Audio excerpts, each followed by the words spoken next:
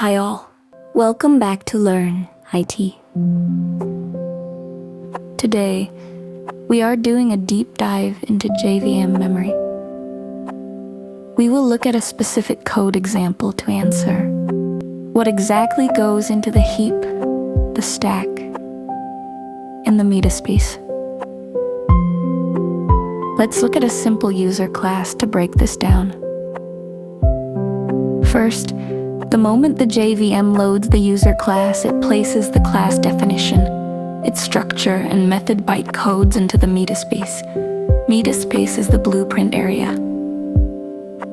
Now, let's look at the calculate score method. When this method is called by a thread, a new block is pushed onto that thread stack.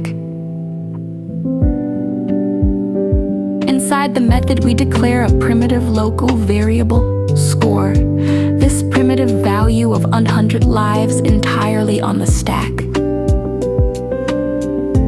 Next, we write user u equals new. User, this single line does two different things in memory.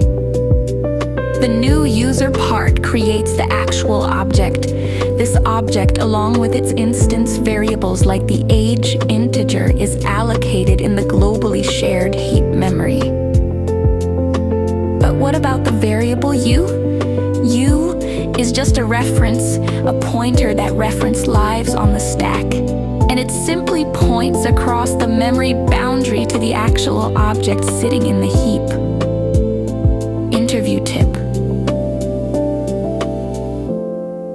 always separate the reference from the object, clearly stating that the reference is on the stack while the object it points to is on the heap is exactly what interviewers want to hear.